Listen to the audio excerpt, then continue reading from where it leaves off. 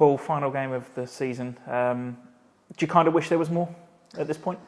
Yeah, from a professional point of view. From a personal point of view, I'm buzzing because that means I'm on holiday, so to speak. But from a professional point of view, I would like another couple of games. I would like to experiment a little bit more. It was important that we got a win in, obviously, and it was important that we tried to implement some of our non-negotiables, which has been good. But I would like to work with the group another couple of weeks. I would. So I'm disappointed in that respect. There has been a marked improvement, I think, in the team, certainly defensively.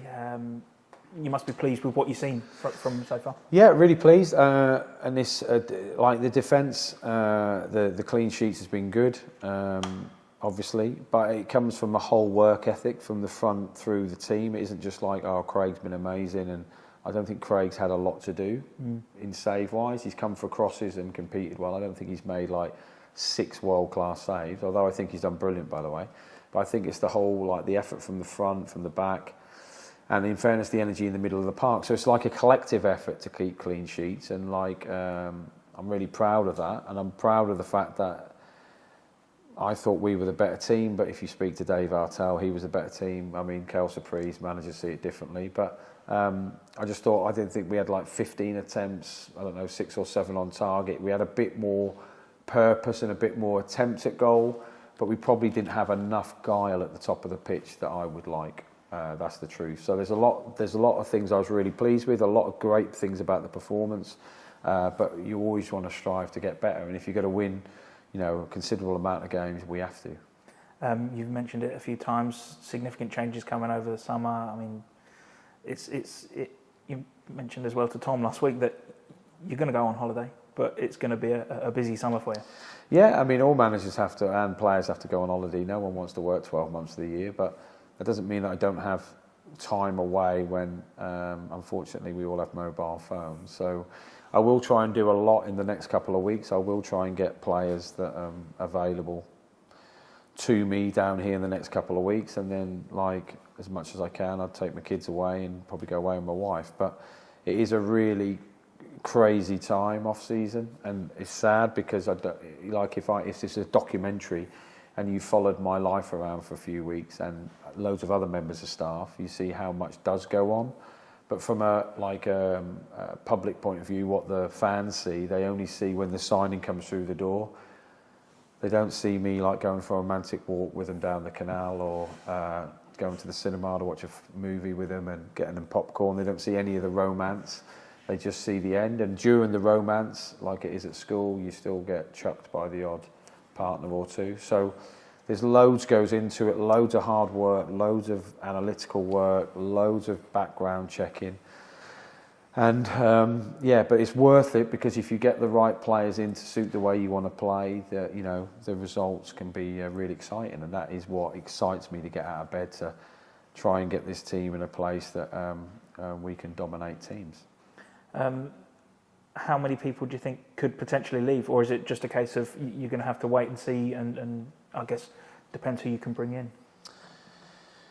Yeah, that's a pretty good question. Like I said to the lads when I went in, I'm not pretending anything but my job is to make the team better. My job is not to be 5th, 6th bottom, obviously. And their job is to stop me from signing someone in their position.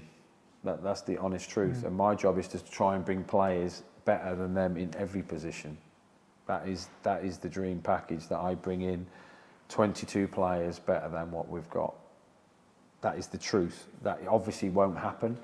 And there's certain positions that I think have played really well and I really like. And I think with better players around them, they will mature as well. But I do foresee a summer of 6 to 8 signings. That's what I would like. But then in fairness, if this team were amazing, next summer I'd say exactly the same thing to you as I would the summer after and the summer after. So there's no shame in that. Collectively as a club, we've underachieved this year, and there's different responsibilities on different things, but we need to get better, and fundamentally that means change. Could it potentially be a struggle, when teams or players will look at MK Dons? I think they finished 18th potentially in League Two, to lure them here? No, I don't think so. I honestly don't think, from a player's point of view, that they might see it as an anomaly. They did know that obviously the team, most footballers get football, understand the year before they were in the playoffs. This year it just hasn't worked out for different reasons. And the players, when we meet them and bring them here and show them, you know, what we're trying to do and how it looks and what we're trying to do at the training ground, and also I think ideally if you are to get a Marquee signing in, it makes the league sort of the players sit up and go, wow, have you seen who they've taken there? So, and I think it shows the ambition of the club that they've convinced like me and Rich to come. That sounds really arrogant. I don't mean it to sound like that, but when we contact players, as we have been, I don't think it will be difficult in our league position. I do think it will be more difficult to get players that we want because it is League Two, and you have to try and get the best players in League Two or players out of League One or even players out of the Championship to come here. So you have to convince them of what you're trying to do and where you're going to be. So I don't think league position's a problem. I do think the league, for some, will need more talking. Paul Warne, the Marquee signing. We'll put that Obviously. I mean, if I go to the car park now, there's about 30 players already near my car wanting to come in, and we have to get it all cordoned off. I think I had to drive around them. Yeah, it's a problem every day, mate. Honestly. So I daren't turn my emails on or my phone on. It'd be mayhem. But well, hopefully we can get a couple of Marquee signings in, and just hopefully we can get someone in to help the group. I don't think there's a lot wrong with the group. I've seen really good pockets of play in the last 3 games. I've seen a bit of tenacity in the Crewe away game, although we had very little ball control. But I liked it as an away performance. We got a goal from a press from Scotty, so I buzz off that. So I saw that. I saw a lot of good box-to-box play, good speed of play at home Saturday, although we didn't see the end result. And if one of our opportunities would have gone in, I'd have been I'm not driven by results, I'm driven by performances, and I really scrutinise them. So in that respect, there's been loads of shoots of optimism. So I've been really pleased. And if I could only just get 3 or 4 players on the top line to help the attacking prowess and nothing else, I would still go into the season full of confidence, but I also want to try and improve every department. How's Scott Hogan? We saw him limp out on Saturday. Yeah, he's sore. He's had a scan. I haven't got the results of the scan because he hasn't seen the consultant yet. So he is sore. He is I don't think he'll play a part this weekend. I'm not, trying to do a Jedi mind trick and then he plays and scores a hat trick. I just don't. I don't foresee him playing a part, although it is still quite early. He is in a bit of pain. He has got a bit of swelling, so we'll have to wait and see when he sees the specialist. Everyone else, though, clean bill of health relatively? I suppose it's that point of the season where everybody's carrying knocks and blows from the There's no major issue. One of my players has been ill this week, but it's not like an illness in the camp or anything. So I expect to pick from the similar size squad as I did last week, so I don't think there's any massive drama. Swindon are a team who picked up some decent form in the last few weeks and going there. I mean, it's going to be end of the season atmosphere, but you've still got business to do. It's not like you're going to be on the beach yet. No such luck. I don't as you get to know me, I don't like losing it at all. I'm not a bad loser, but I can't do anything and accept defeat. So it's not like we're going there with our, passport in one hand, a donkey under the arm, and with our flip-flops on. Definitely isn't the case. I want the lads, and the lads have to perform because they're still trying to impress us. But they're professional people who want to do well. They want to finish the season off with a good performance. They're feeling good about themselves at the moment anyway, and it'd be nice to finish off with a really good away performance. I know we've sold loads of tickets, which is great. The away fan base for Crewe was excellent, so hopefully we can put on a show for them and finish the season off in good fettle. And it does, the feel good factor around the place is important to me. So I want the lads to perform at the highest level they can and compete. You're right, Swindon have picked up significantly, scored loads of goals and been a real threat. So I'm under no illusion that we're going to have to be at our very best to compete.